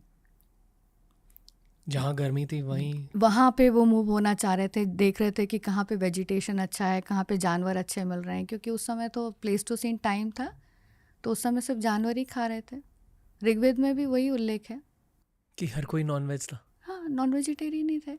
आप मेरे एक पेपर में जा कर के पढ़ेंगे, उसमें मैंने स्पष्ट लिखा है ऋग्वेद का एक मंत्र जिसमें घृत के साथ में, नाउ घृत का प्रीकर्सर क्या था वी डोंट नो कि वो कैसे बनाते थे घृत को, बट घृत के साथ में एनिमल फैट भी अग्नि को ऑब्लेशन में दी जा रही है। तो अभी तो हम ये सोच भी नहीं सकते, पूर्व मीमांसा में नहीं सोच सकते, उसमें वो दही का जो उपयोग है उस पर इतनी डिबेट हो गई कि दूध जो अग्निहोत्रीज होते हैं, जैसे कि हमारी एक फिल्म एक्ट्रेस थी रति अग्निहोत्रीज जो होते हैं, they have to do a ritual, हर दिन उनको अग्नि में जो ऑब्लेशन देना है तो दूध का देना है। तो दूध के साथ दही कब आ गया, तो उसके ऊपर पूर्व मीमांसा में इतनी सारी विवेचना है। तो आप इमेजिन करिए कि पूर्व मीमांसा में तक नहीं आ रहा है कि घृत के साथ में हमको एनिमल फैट जो है वो हमको अग्नि को ऑब्लेशन में देना है। तो ये मैं किस काल की बात कर रही, यानी कि ऋग्वेद में किस काल का वर्णन हो रहा है। ये हमारे वैदिक काल का भी में भी सबसे नीचे वाला जो काल है उसमें भी का वर्णन नहीं है, वो कितने पहले का वर्णन है। इन राजाओं के बारे में क्या लिखा गया है? तो इन राजाओं के बारे में जो ये आरक्ष आए हैं, तो वो उनके नाम के वजह से, ऋक्ष की वजह से, क्योंकि किसी भी ह्यूमन बीइंग को अचानक तो ऋक्ष नहीं बोल देंगे, but he was carrying a culture bear ceremonialism का, यानी कि बेर की बलि देना। वो सेरेमनीज भी जो कि शुनकशेपक के आख्यान में आया, जो कि इंसानों को भी खड़ा किया गया, जैसे अब्राहम ने खड़ा किया था अपने बेटे को इंसानों की बलि में, तो पुरुष मृग की बलि हो रही ही थी उस समय भी, और उसमें भी इस सेरेमनीज की हो रही होगी। और ये जो सेरेमनीज हैं वो वहाँ तक पहुँची और काफ़ी समय तक रही। हमारे यहाँ वो ऑब्सोलीट हो गई, तो ऋक्ष से हम सप्तऋषि पे आ गए, यानी जो ऋक्ष कल्चर था उससे हम सप्तऋषि कल्चर में आए, and we were evolving better. क्या होता है सप्तऋषि कल्चर? सप्तऋषि में जो 7 ऋषि हैं, उनके जो गोत्र तो नहीं कहेंगे, उस समय ऋग्वेद में गोत्र नहीं आए थे, लेकिन उनके जो अनुयायी थे वो लोग सब पढ़ने लिखने लगे, एस्ट्रोनॉमी में बहुत ज़्यादा डीप जाने लगे, और जो बेयर सेरेमोनियलिज्म था वो भी न्यू ईयर के दिन जो हुआ करता था, दैट इज़ वर्नल इक्विनॉक्स के दिन, इन लोगों ने और नई अच्छी पद्धतियाँ निकाली, यूप निकाला, शंकु निकाले, और भी अच्छी पद्धतियाँ निकाल के एस्ट्रोनॉमी में और आगे बढ़ने लगे। इतने आगे बढ़ गए कि आप फर्स्ट मंडल के 164th मंत्र में जाएंगे, all the mantras you will find कि हीलियोसेंट्रिक जो अपना एस्ट्रोनॉमी है that is present in Rigveda itself. हम जियोसेंट्रिक बोलते हैं, यानी कि अर्थ बीच में है, बाकी सब घूम रहा है। वो हीलियोसेंट्रिक यानी सन बीच में है और अर्थ ही आजू बाजू घूम रहा है, वो वहाँ पे बिल्कुल प्रॉपरली बताया गया है इन ऋग्वेद इटसेल्फ। सो सप्त चक्र युंजते एक में ही, यानी कि 7 चक्र जो हैं वो एक ही रथ में युज किया गया है, यानी कि बांधा गया है। दैट मीन्स कि वो 7 घोड़े नहीं बांध रहे हैं, दैट आर द प्लैनेट्स के ऑर्बिट्स जो हैं वो 7 चक्र जो हैं वो एक ही चक्र में जुड़ा हुआ है, and even sun is revolving on its own axis, it is said in Rigveda. How do you think ये पता कैसे चला? टेलीस्कोप होते थे? नहीं, नेचुरल नॉर्मल ऑब्जर्वेशन, बिकॉज उन लोगों को और काम क्या था, एक जानवर मारा तो 4 दिन चल जाएगा, बट उसके बाद तो आसमान ही दिखता है उनको शाम के वक्त, मतलब फ्री टाइम में पढ़ाई करी? फ्री टाइम में पढ़ाई करी, और इतनी पढ़ाई करी कि ऐसी उत्सुकताएं आई कि हिरण्यगर्भ को खोजने की, यानी कि आज हम बिग बैंग बोलते हैं, वो उस समय भी वो सोच रहे थे, खोज रहे थे कि हम यहाँ आए कैसे। इवन द चैरियट्स ना, लोग बोलते हैं कि उसमें तो रथ आ गए, तो अगर रथ आ गए तो इसका मतलब है कि it is happening only in 1900 BC, इतना ही पुराना होगा Rigveda, but all the rathas are flying. जैसे हमारे पुष्पक विमान फ्लाई कर रहे हैं रामायण में, वैसे वहाँ पे रथस फ्लाई कर रहे हैं, but they were again engaged कि अगर वो उसमें फ्लाई होता हुआ देख रहे हैं तो फिर they were also engage in making ratha, they were trying it, and suddenly the whole Thar desert appeared and very prominently, and Saraswati moved. जैसे ही कुछ प्रॉब्लम्स आती है ना, तो नॉलेज बेस जो है वो बिल्कुल वहाँ पे स्टॉप हो जाता है। प्रॉब्लम मतलब नेचुरल कैलामिटी हुई, कुछ बहुत डिफ़िकल्टीज आना शुरू हुई, बड़ा वॉल्केनो फटा, कुछ हुआ, कॉमेट, हाँ वॉल्केनो फटा तो पूरा का पूरा पृथ्वी में कोल्ड स्पेल आ गया, कुछ ऐसा हुआ, इतनी बड़ी दुर्घटना हुई कि वो अचानक से बहुत सारी चीज़ें जो हैं वो मेस्ड अप हो जाती हैं। एंड फॉर एग्जांपल मैं अभी का ही ले लेते हैं कि सारे एरोनॉटिक इंजीनियर जो एक ही जगह पे इकट्ठे हुए हैं in some seminar and something like that, and all of a sudden वहाँ पे कुछ हुआ and they all die. Now who will create a plane? सारे तो मर गए। So those kind of thing happened. Why? Because उस समय इतनी बड़ी पॉपुलेशन नहीं थी, द पॉपुलेशन वाज लेस, और अचानक से एक ग्रुप, यानी कि ये जो सप्तऋषि मैं कह रही हूँ कि 1 Agastyas are after the star Agastyas, so they are moving on each latitude and they are going till south. Vasishthas जो हैं वो सिर्फ नॉर्थ में ही रह रहे हैं। तो अगस्त्य के साथ में कहानी जुड़ गई, मिथ जुड़ गई, तमिल लैंग्वेज भी उन्होंने दी, वो पीछे आए, और ऐसे। वैसे जो दूसरे ऋषिज थे, अत्रीज थे, दे वर कंटिन्यूसली वॉचिंग ओनली ग्रहणास, यानी जो ग्रहण हो रहा था उसके ऊपर उन लोगों की विवेचना चल रही थी। अगस्त्य ऋषि की 2 सितारों के पीछे चल रही थी। इसी प्रकार से जो दूसरे थे उनके कुछ चल रहे थे, यानी कि 9th मंडल अगर सोम मंडल ले लें तो उसमें वाइन कल्चर जो है वो किस तरह से सोम प्लांट को यूज़ करके हम ऑब्लेशंस दे सकते हैं, तो वो ऑब्लेशंस दिए जा रहे थे। तो इस तरह से हर एक ऋषि का जो एक कल्चर है, वो ऋक्ष कल्चर के बाद में ये कल्चर एक डेवलप हुआ, और वो लोगों ने शुरू किया कि किस मंत्र के साथ में क्या एंजॉइन करें और क्या हम ऑब्लेशंस दें, उसके ऊपर उन लोगों की जो विवेचनाएं हैं वो चालू हो गई। और इतना इंटरेस्टिंग है, अगर ये जो मैं आज जो आपसे बात कर रही हूँ ये पोस्टेरिटी के लिए है कि जो बच्चे मेरे को सुनेंगे वो ज़रूर इसमें पढ़ें और उसको उस लेंस से देखना शुरू करें कि actually we are reading history. हम ऋग्वेद की पढ़ाई आप स्टार्ट कैसे कर सकते हो? You just start with English translation. Okay, आप मंत्र को पढ़िए, आपको हिंदी तो पढ़नी आती है, देवनागरी पढ़नी आती है, तो कोशिश करिए उसको पढ़ने की। कुछ नहीं समझ में आएगा शुरू में, लेकिन इंग्लिश ट्रांसलेशन की वजह से आपको मंत्र का कुछ समझ में आने लगेगा। कोई सजेशंस है, बुक सजेशन? H.H. विल्सन की आप पढ़िए ऑनलाइन में, आप पढ़ना शुरू करेंगे और आपको उसमें तथ्य जो है धीरे धीरे अपने आप मिलना शुरू हो जाएंगे। आपने खुद भी बुक्स लिखे? मैंने बुक्स नहीं लिखे हैं अभी तक, लेकिन रिसर्च पेपर्स हैं मेरे एकेडमिया में और रिसर्च गेट पे। एक मोटी सी बुक लिख दीजिए सीरियसली दो जी, मतलब विद ऑल द कॉन्टेक्स्ट कि how to read Rigveda at least. ये 30 साल की मेहनत है आपकी, जी, जो अब 2024 में एक पॉडकास्ट के फॉर्म में निकल के आ रही है। बिल्कुल। बट 700 से ज़्यादा पॉडकास्ट करे हैं मैम, आप जैसे गेस्ट साल में एक ही बार मिलते हैं। तो serious, this is 30 years of work. हाँ, 30 years ऑफ वर्क। सॉरी मैं आपको इतना इंटरप्ट कर रहा हूँ। नहीं कोई नहीं। ये बहुत हैवी पॉडकास्ट बन चुका है ऑलरेडी जी। हमें इसके बाद एक इंग्लिश एपिसोड भी रिकॉर्ड करना है जहाँ हम और भी ज़्यादा डीप जाएंगे, क्योंकि इंग्लिश ऑडियंस ने नीलेशो के पॉडकास्ट भी सुने। हाँ, तो we'll be able to carry on from there. Yeah, पर हाँ, हिंदी ऑडियंस के लिए ये astronomy related, ancient history related introduction है। जी। तो हिंदी एपिसोड एक और बनाएंगे आने वाले समय में। Sure.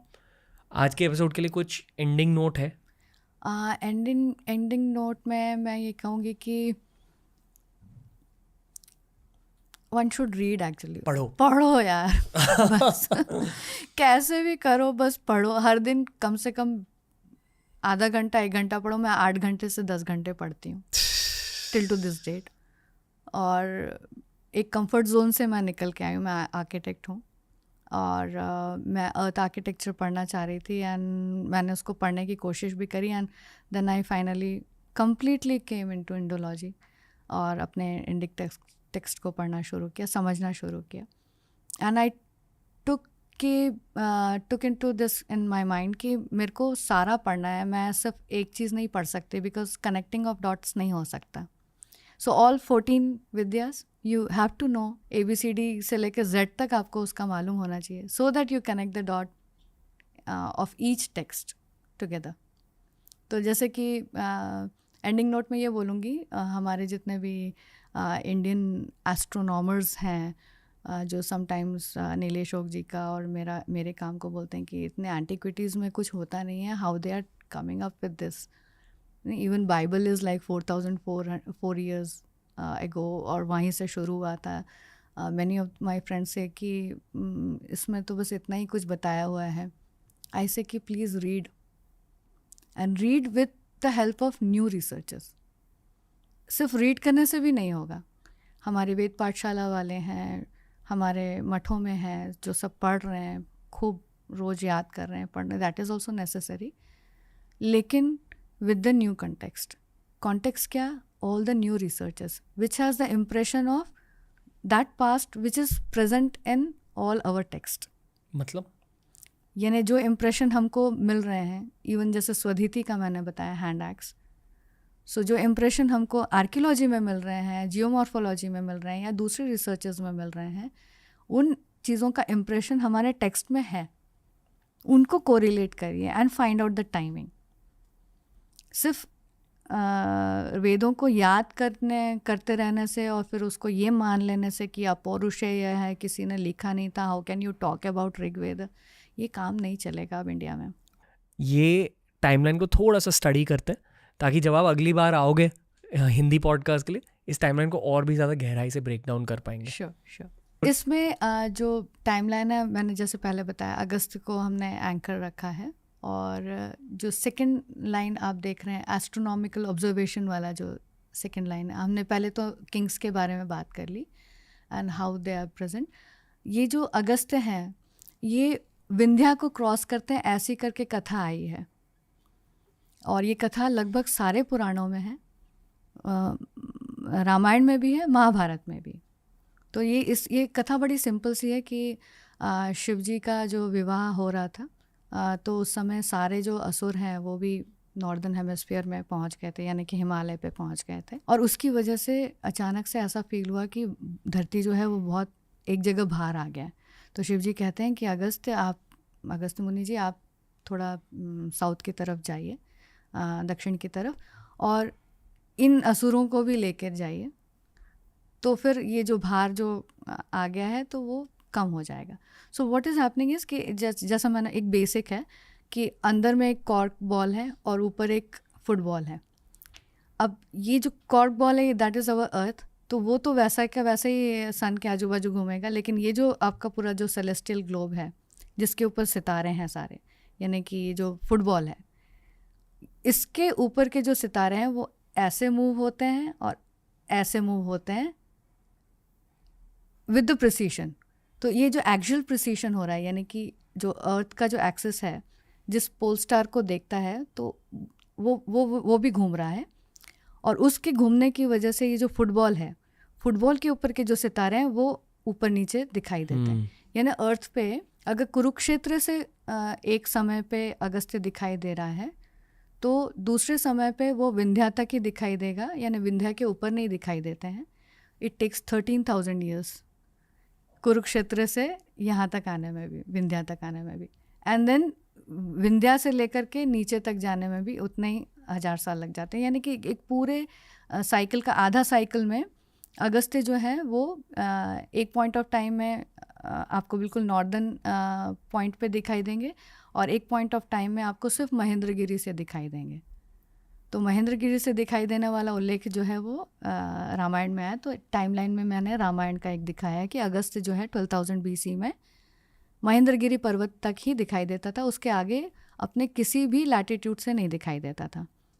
लेकिन विंध्या का जो क्रॉसिंग है वो बहुत इंटरेस्टिंग स्टोरी है। अब वो नॉर्थ से साउथ की तरफ आ रहे हैं, तो that was happening only during 19,000 BC, यानी 19,000 साल पहले अगस्त जो है, जो कैनोपस स्टार है, वो विंध्या को क्रॉस कर रहा था। तो वो एक टाइमलाइन बन गई, यानी 12,000 BC Mahendragiri, 19,000 BC Vindhya and 26,000 BC Kurukshetra छोड़ रहे हैं, जैमिनी ब्राह्मणा में आया।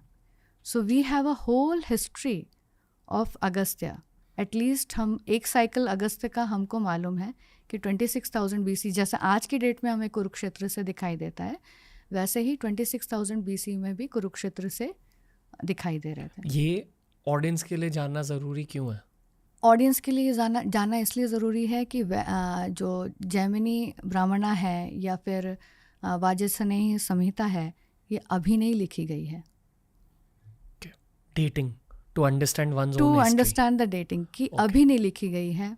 रामायण अभी नहीं लिखी गई है, चैत्र महीने में ही वसंत हो रहा है, तो रामायण उसमें चैत्र महीने में शरद हो रहा है, तो इट इज़ 13,000 ईयर्स बैक। तो ये समझना ज़रूरी है कि एस्ट्रोनॉमी कैसे हमको कनेक्ट कर रही है with the antiquity timelines, to know the timeline, timelines. To know the timelines. तो जैमिनी ब्राह्मणा हमारे टाइम पे नहीं लिखी गई, it was way back like 5,000 6,000 years ago, या फिर way back 26,000 years ago, when उसमें लिखा हुआ है कि अगस्त्य जो है वो अब कुरुक्षेत्र छोड़ करके अपने पितरों के साथ मिल रहे हैं। So southern coursing is always like, जिस दिन सदर्न कोर्सिंग होती है, अभी भी सन की जो सदर्न कोर्सिंग होती है कर्क राशि से, जैसे ही ट्रोपे लेता है नीचे की तरफ में, तो दैट इज़ कॉल्ड पितरों की दिशा में जाना। साउथ की तरफ जा रहे हैं ना, पितरों की दिशा में जाना सिंबॉलिक है। आप सोचिए कि वो पितृ क्यों मान रहे हैं। सो एच हैप्लो ग्रुप जाएंगे तो they have emerge from there only. So the Ikshvaku king Ashumati, जिनका मैंने नाम लिया, उनके जो प्रीस्ट थे वो अगस्त्य थे, अगस्त्य की फैमिली थी। Agastya is completely related from southern India, northern India also. So how come this, like the whole of the gene pool जो था वो पूरा का पूरा मूवमेंट वैदिक लैंड से बाहर भी था नीचे तक। और इसीलिए ब्राह्मणाओं में apart from the rivers of Rigveda we find other rivers mention also. वो ऋग्वेद में नहीं मिल रहा है, लेकिन ऋग्वेद के लोग नीचे के लोग को नहीं जानते, ऐसा कहीं पे भी नहीं है। So the time line gives us कि people were highly moving and वो रिकॉर्ड कर रहे थे जगह, लैटिट्यूड्स भी रिकॉर्ड कर रहे थे, कहाँ से कौन सा स्टार दिख रहा है। एंड बिकॉज ऑफ दैट सूर्य सिद्धांत में इतना इजीली वो कह पाए कि आर्मिलरी जब बना रहे हैं तो you put the Agast in the southern hemisphere के टिप पे and put Abhijit in the northern hemisphere के टिप पे। And that is again very interesting thing कि उसमें डिक्लिनेशन अगस्त का आया 80 डिग्री का। That is not happening during our times, that was happening exactly जो pole star, last pole star condition थी, उसमें जब वॉयजर सिमुलेशन से मैंने और नीलेश जी ने देखा तो इट वाज हैपनिंग 38,000 BC के आसपास। So even that evidence is present in Surya Siddhanta. मतलब इतना ओल्ड। आप इमेजिन करिए ना कि अगर अभी हम लोग बैठे हैं 500 CE में बैठे हैं, चलिए उस समय बैठे हम आकाश में देख रहे हैं, तो मैं जब आर्मिलरी कुछ बना रही हूँ, मैं कुछ कंस्ट्रक्ट कर रही हूँ, तो मैं बोलूँगी कि भाई ऊपर पोलारिस रखो, नीचे तो कोई स्टार ही नहीं है, मत रखो। मैं तो ऐसे ही श्लोक बनाऊँगी। तो उसमें अगस्त और अभिजीत कहाँ से आए? तो अगस्त अभिजीत इसलिए आए क्योंकि उस समय में Agast and Abhijit were pole stars, and armillary में नॉर्थ पोल में और साउथ पोल में उसको रखने की बात हो रही है। So this is the evidence apart from, this is the addendum, एक एक्स्ट्रा एविडेंस है। The paper we produced in presented in Oxford, तो उसमें हमने 3 एविडेंस के ऊपर काम किया था। ये चौथा एविडेंस आर्मिलरी सेक्शन का है। एंड 5वां एविडेंस मैं आपको और इंटरेस्टिंग बताती हूँ कि Surya Siddhanta is the only text where Kurukshetra is not mentioned, they mention Rohtak. So even this is a earlier memory कि एक पॉइंट ऑफ टाइम में जब 80 डिग्री आपका डिक्लिनेशन रहेगा तो वो कुरुक्षेत्र भी नहीं पहुंच पाता, 28 डिग्री तक ही दिखाई देता है। And Rohtak is exactly below Kurukshetra, और उसका जो लैटिट्यूड आज आप चेक करेंगे तो that is around 28 and Kurukshetra is 29 point something. So 30 degree तक का देखने का जो क्राइटेरिया वो 78 उसका डिक्लिनेशन होने की वजह से आया, और 80 डिग्री पे जब डिक्लिनेशन उसका रहेगा अगस्त्य का, then it can be seen only till Rohtak. So this memory is also there in Surya Siddhanta. Surya Siddhanta has so many different memories. People have not read Surya Siddhanta also. क्या है सूर्य सिद्धांत? Surya Siddhanta is a book written by Mayasur. सूर्य देव ने मयासुर को ये किताब दी थी। किताब in the sense कि जो श्लोक है वो दिए थे, और उन्होंने कहा था कि समय में कुछ भेद आ गया है, उसकी वजह से हम इसमें थोड़ा सा एडिटिंग करेंगे। दैट मीन्स कि ये उससे भी पुराना है, यानी 38,000 BC जो मैं उसमें आपको एक एविडेंस बता रही हूँ उससे भी पुराना है। And this parallel text and parallel Sanskrit was going on with the Chhandobhasha. ऐसा नहीं कि पाणिनि ने ग्रामर लिखा तभी संस्कृत उद्भूत हुई, ऐसा नहीं है। वो पहले से ही संस्कृत चली आ रही थी, और पाणिनि जी ने तो बस रूल फॉर्मुलेट किए, और बहुत ज़बरदस्त उन्होंने रूल्स फॉर्मुलेट किए ग्रामर के, संस्कृत ग्रामर के, लेकिन उसके बहुत पहले से ही ये संस्कृत चली आ रही थी। तो व्हेन पीपल से ना कि रामायण जो है वो तो हाल फिलहाल में लिखी होगी, because it is a very new kind of Sanskrit, तो ये तो इतनी पुरानी हो नहीं सकती। But when you go deeper and deeper it is very old, क्योंकि उसमें सारे जो एविडेंस है वो 12,000 BC के ही हैं। इस पॉडकास्ट की शुरुआत में मैंने आपको 3 चीज़ों के बारे में पूछा था, ऋग्वेद, रामायण, महाभारत। तो रफली ऋग्वेद की शुरुआत शायद 2 लाख साल से ज़्यादा से हुई है। रामायण 12,000 BC के आसपास, बिल्कुल जी। और महाभारत 5561 BC। एग्जैक्टली जी। ओके। उसके बीच में ब्राह्मणों के आते हैं, उसके बीच में महाभारत के अंदर भी बहुत सारे मेमोरीज हैं जो कि 5561 से बहुत पुराने हैं, और सारे स्टोरीज के फॉर्म में। लाइक जो मिथ है ना, मिथक कह देते हैं हम लोग कि ये मिथक है, यानी कि इसके कुछ सिर पैर नहीं है। जैसे अगस्त की जो स्टोरी है उसमें भी क्या हो सकता है, तो केडी अभ्यंकर जी का आप पेपर देखेंगे तो उसमें उन्होंने लिखा कि शायद एक कोई सदर्न सेज जो हैं वो ट्रैवल कर रहे थे साउथ की तरफ, और नॉर्थ की तरफ से एक सितारा जो है उनको दिखाई दिया, तो फिर उन्होंने उसका नाम इस तरह से रख दिया। लेकिन किसी भी कहानी में 2 अगस्त की बात नहीं हो रही है। सो केडी अभ्यंकर जी का पेपर आप पढ़ेंगे तो उसमें 2 अगस्त आ जाते हैं, यानी कि एक फिजिकल अगस्त है, दूसरा स्टार अगस्त है, यानी कैनोपस। लेकिन कोई भी स्टोरी में ये नहीं है। So that was very critical to understand कि यहाँ पे कोई फिजिकल अगस्त की बात नहीं हो रही है, this is the star Canopus Agast की बात हो रही है। Similarly in Rigveda when it is जब ये कहा जा रहा है कि दोनों का जन्म हो रहा है वशिष्ठ और अगस्त्य का, तो वो एक क्लान तो है, यानी फिजिकल फॉर्म में क्लान्स तो हैं, अगस्त्य की क्लान है, वशिष्ठ की क्लान है, लेकिन जो उर्वशी जो जन्म दे रही हैं इन दो लोगों को, और जब वो कह रहे हैं कि अब अगस्त्य जो है वो दिखाई दे रहा है, नाउ ही इज़ विजिबल, तो इसका मतलब है वहाँ पे वो स्टार कैनोपस है। So even this is very critical to understand in our myths कि हम कौन सा स्टार की बात कर रहे हैं या फिजिकल मुनि की बात कर रहे हैं। तो पहला तो वो आप डिसाइड करने में ही आपको इतने साल लग जाएंगे कि हो क्या रहा है एक्चुअली में। बेसिकली ऋग्वेद की पढ़ाई अनलिमिटेड होती है, अनलिमिटेड ह्यूमैनिटीज़ हैं, उसमें बहुत सारी चीज़ें आ जाती हैं।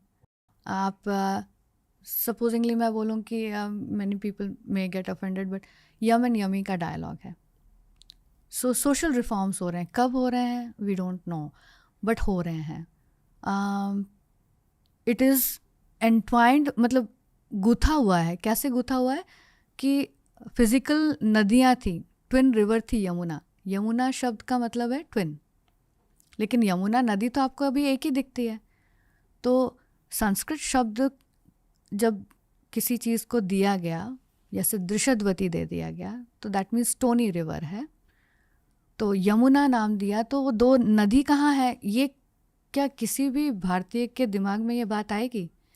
यमुना का मतलब है कि यम एंड यमी ट्विन होने चाहिए, वो है नहीं। तो जब आप पैलियोलिथिक उसमें जाएंगे रिसर्चर्स में, जैसे सिन्हा जी का था और इनका जिनका नाम लिया था नीलेश जी ने पहले, तो आप पाएंगे कि यमुना जो है वो तो पहले इधर फ्लो होती थी, बाद में वो गंगा के साथ जुड़ गई, लेकिन जब जुड़ी तो जुड़ने के पहले यहाँ पे वो ट्विन रिवर थी। So Y1 Y2 channel is there, and उसमें भी वो जो चैनल Y1 Y2 है, that makes a island, a huge island where Brahmavarta was. So ये जो ट्विन रिवर है, ये नाम ही यम यमी क्यों पड़ा? जेमिनाई वो क्यों है? जमुना, हाँ। Yamuna. So Oh my God. Yama and Yamini जो शब्द है वो जब ऋग्वेद में आया, तो ऋग्वेद में आया कि यम की डेथ हो गई है। यम की डेथ हो गई अगर है, तो that means that river has gone away, now only one remains, Yamuna, the female one. So that memory is also there in Rigveda. So अब अगर आप उसको कन्वर्ट करते हैं in the present research, you will find it was happening only 50,000 years ago. So this is something very fantastic, and it always gives me a goosebump that अरे बाप रे, ये हो क्या रहा है? आपसे बात करके पता चला कि आपके अंदर शायद 20 पॉडकास्ट छिपे हुए हैं। पर मैम, यही था आज का एपिसोड हिंदी में। एक और एपिसोड रिकॉर्ड करना है आपके साथ। एक एंडिंग नोट है मेरी तरफ से ऑडियंस के लिए। मैं ऑडियंस को ये कहना चाहूँगा कि इस वाले एपिसोड का सीक्वल हम नीलेश सर के साथ बनाएंगे, और उस एपिसोड का सीक्वल फिर से आपके साथ बनाएंगे। आई नो कि ये एक थोड़ा सा इनकम्प्लीट एपिसोड है, बट ये बहुत हैवी कॉन्सेप्ट्स है, और अगर हमें इतिहास को और गहराई से जानना, पहले एस्ट्रोनॉमी के बेसिक्स, संस्कृत के बेसिक्स को जानना थोड़ा सा ज़रूरी है। बिल्कुल। तो मैम लौट कर आइए TRS हिंदी पर। हिंदी ऑडियंस को बहुत कुछ जानना है भारत के बारे में। श्योर। तो दोस्तों, ज़बरदस्त एपिसोड था ना। आई जेन्यूनली फील कि ये मेरा पॉडकास्ट ऑफ द ईयर था इन मैनी वेज। 2024 में बहुत सारे पावरफुल एपिसोड्स हमने शूट किए हैं, अपलोड करे हैं, पर ऐसा पावरफुल एपिसोड अब तक भारतीय इंटरनेट पर अपलोड हुआ ही नहीं है।